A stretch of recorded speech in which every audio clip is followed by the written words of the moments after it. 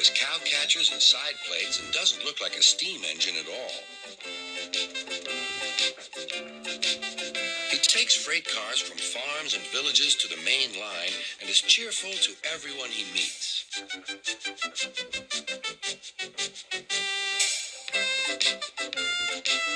He has a coach called Henrietta who has seen better days.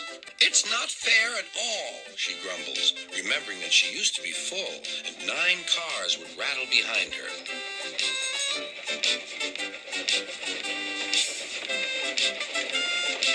Now there are only 3 or 4, for the farms and factories send their goods mostly by truck. Toby is always careful. The cars, buses, and trucks often have accidents. Toby hasn't had an accident for years, but the buses are crowded and Henrietta is empty.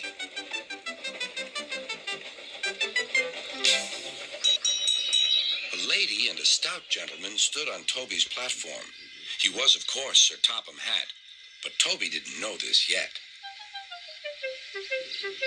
"Come on, grandfather," cried the children. "Do look at this engine."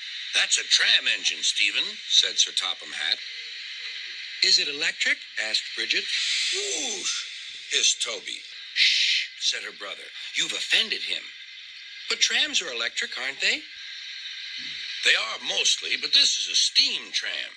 "May we go in it, grandfather, please?" "Stop," said Sir Topham Hatt to the conductor. They all scrambled into Henrietta. "Hip, hip, hooray," chanted Henrietta. But Toby didn't sing. "Electric indeed, electric indeed," he snorted. He was proud of being a steam train. "What is your name?" asked Sir Topham Hatt. "Toby, sir." "Thank you, Toby, for a very nice ride." "Thank you, sir," said Toby. He felt better now. This gentleman, he thought, is a gentleman who knows how to speak to engines. The children came every day for 2 weeks. Sometimes they rode with the conductor, sometimes in empty cars. On the last day of all, the driver invited them into his cab. All were sorry when they had to go away. And Sir Topham Hatt and his family thanked everyone. "Come again soon," replied Toby. We will," called the children. And they waved till Toby was out of sight.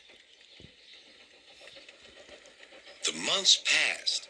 Toby had few cars and fewer passengers. "Our last day, Toby," said his driver one morning. "The manager says we must close tomorrow." That day, everyone wanted the chance of a last ride. The passengers joked and sang, but Toby and his driver wished they wouldn't.